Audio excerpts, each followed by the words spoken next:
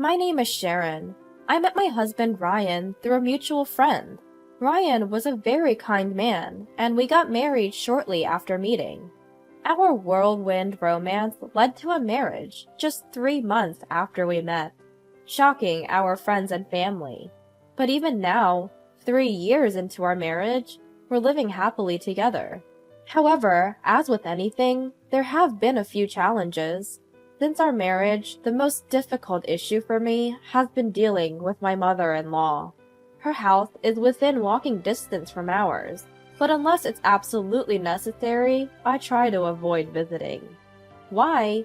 Because she has a way of subtly bullying me when her husband and Ryan can't hear. This started the very first time I met her.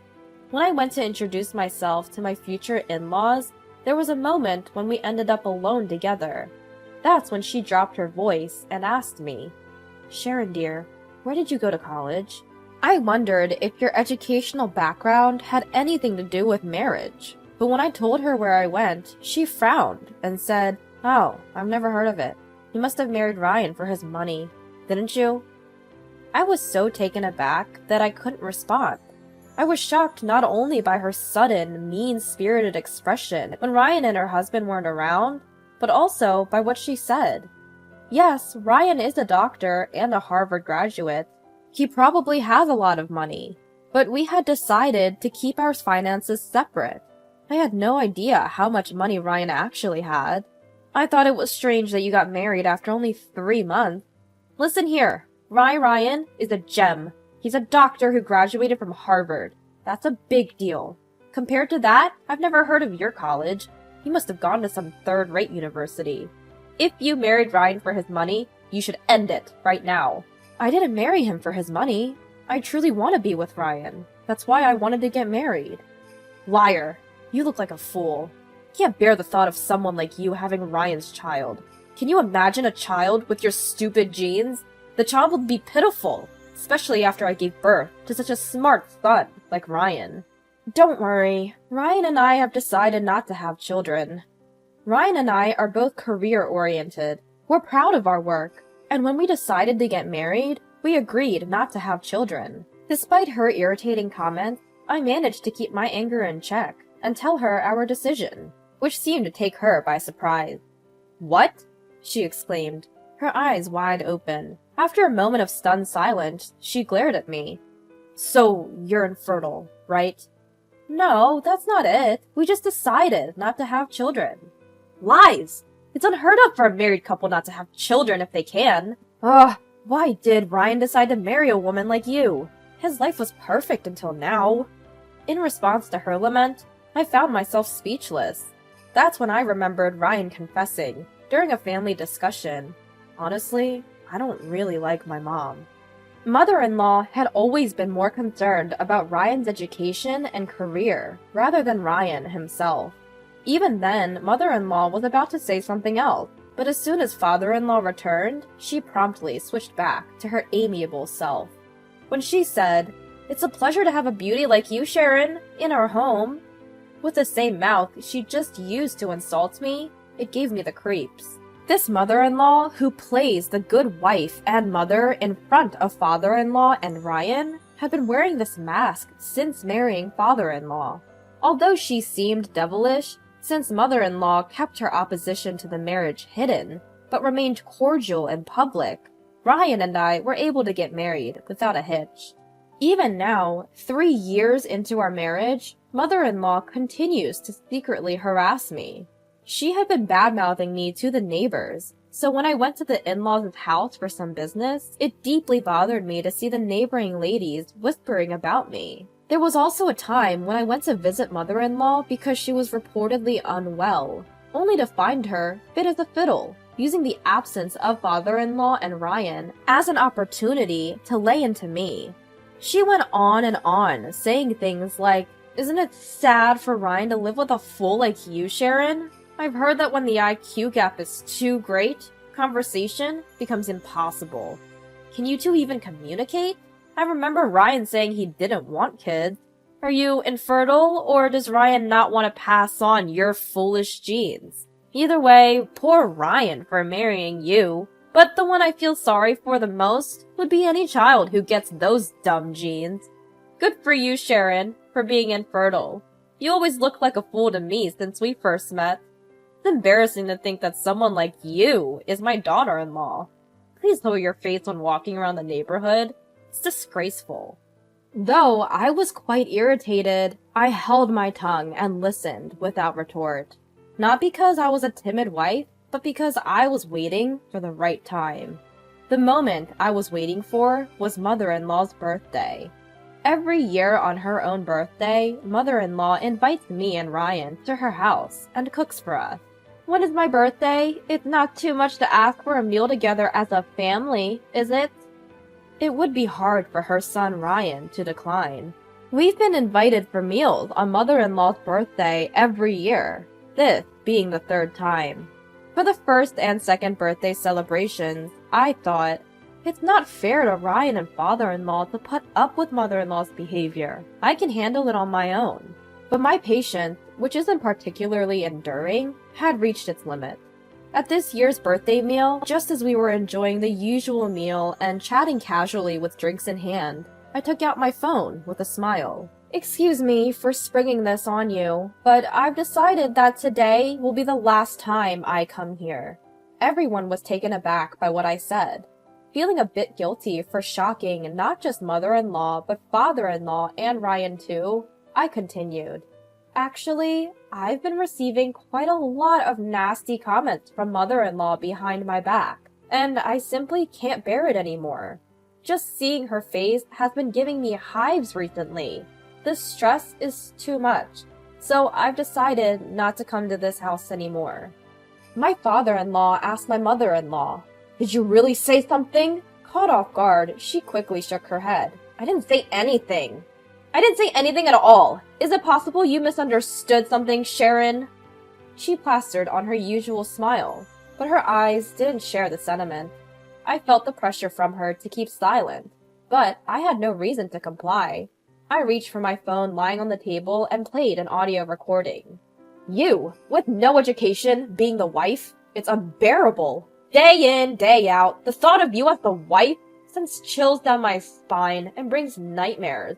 At the sound of the tirade coming from my phone, my father-in-law and Ryan were stupefied, while she turned as pale as a ghost. One after another, I played her hurtful words from my phone. I had been silently recording her tirades, waiting for the perfect moment to use them. Why the woman who can't even have children staying at home? Go outside and work for a change. You claim to work from home, but that's a lie, isn't it? Living off Ryan's money, you're nothing but a leech. Hey, Mom. The one who finally spoke up amidst the relentless stream of hurtful words was Ryan, his face as red as a beet. Why are you saying such terrible things to Sharon? And to think you said all this where Dad and I couldn't hear? That's just too devious. No, it's not true. It's all lies. Lies? With all this evidence, you think we're going to believe your excuses now? Faced with the anger of her beloved son, she seemed lost and confused, repeating over and over like a broken record. It's not true. It's all lies. In his rage, Ryan said to her, "You've been going on about education and calling Sharon stupid, but she's a Harvard graduate, just like me." What? She seemed so shocked she might topple over. But it's true. I'm a Harvard graduate. Well, when I asked Sharon about her college, she mentioned some university I've never heard of, she began, and I decided to use this opportunity to retaliate for all the times I'd remained silent. I attended a university in Japan because I wanted to further my Japanese studies after graduating from Harvard. It seems like you were unaware. Well, if that's the case, why didn't you say so? Even if I had told you that I graduated from Harvard, you were going to badger me about being infertile. Whether I retorted or not, if you were just going to keep criticizing me, I saw no point in defending myself. Also, you seem to think I was idling around at home, but I've been working all along. As I spoke, I pulled out a thick book from my bag. This was a book I decided to bring along today, despite its weight. Seeing her dumbfounded expression made me feel it was all worth it. It's sold in bookstores. Yes, it's a bestseller and will soon be adapted into a movie. The book is written by a Japanese author, and I'm the one who translated it. She had refused to believe I was working from home, but I've been a translator all along. Thankfully, I've received work from various places, and if you search my pen name online, you'll find numerous articles. I'm a fairly well-known translator. Seeing mother-in-law with her mouth agape, father-in-law, who had been silent for a while, softly spoke up. "Mother, there's something you need to say to Sharon." "Huh?" "He means you need to apologize. I had no idea you could say such horrible things behind someone's back. Sharon, I'm sorry for not realizing this sooner. You must have had a hard time. Now, Mother, you should apologize too." Despite the fact that father-in-law, who did nothing wrong, was the first to apologize, prideful mother-in-law raised her shrill voice. "No way! After all, I didn't know. I didn't know that Sharon was a Harvard graduate, or such a prominent translator. If I had known, I would have never said such awful things. Regardless of who Sharon is, she's the woman that Ryan chose. You should be treating her with respect.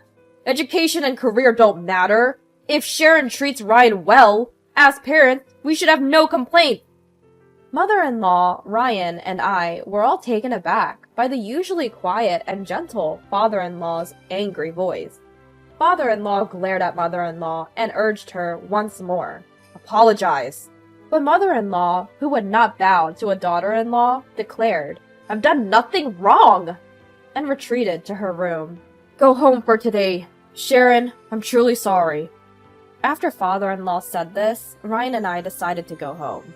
When I apologized to Ryan for causing the situation, he replied, "I'm sorry for making you endure this." I realized once again what a wonderful husband I have. That evening, the intercom rang insistently. When I went outside, a sobbing mother-in-law was hunched over, continuously bowing her head. I'm sorry. Please forgive me. Tell Dad to forgive me too, please." What happened?"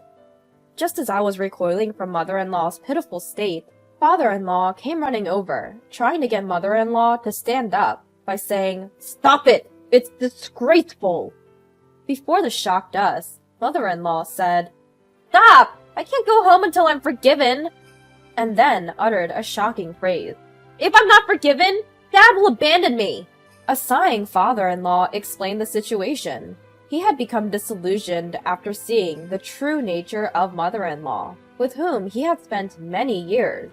When mother-in-law persistently refused to apologize to me, father-in-law had told her, "I didn't think you were like this. I don't have the confidence to continue living with you." That's why a crying mother-in-law had rushed over to our house. "Sorry for causing a commotion. I'll take Mom home. Sharon, I'm truly sorry. Ryan, I'll contact you later about what will happen between Mom and Dad." "Alright." "No! No!"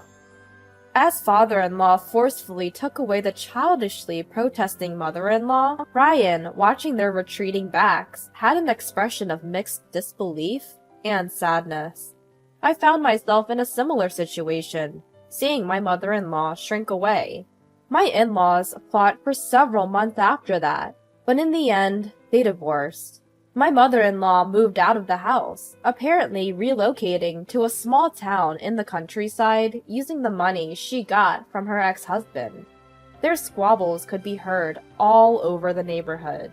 Whenever I passed by, the same local woman who had given me cold stares asked me what had happened to that house. I dismissed them briskly, saying, "I don't know. I'm not obligated to provide gossip for their chit-chat." My father-in-law has been living independently since his divorce from my mother-in-law. He once told me, "I was fooled by her in so many ways for such a long time." Perhaps she had been hiding many things from him, not just the fact that she was bullying me behind my back. Ryan accepted his parents' divorce right away. Ryan even expressed sympathy for his father, saying, "I can't live with a person who can say such things to others. My mother-in-law tried to contact Ryan several times, but in the end, he blocked her number. He was tired of her constantly warning him not to be deceived by me every time she called. Having been abandoned by her husband and son, my mother-in-law is now renting a small room in a far-off town. She once told Ryan that she felt lonely in an unfamiliar place without any acquaintances, but Ryan dismissed it, saying, "It's your own fault that it's come to this." As for me, with my only problem, my relationship with my mother-in-law, now out of the picture, I feel a weight has been lifted off my shoulders. I continue to live a happy life with my kind husband, Ryan.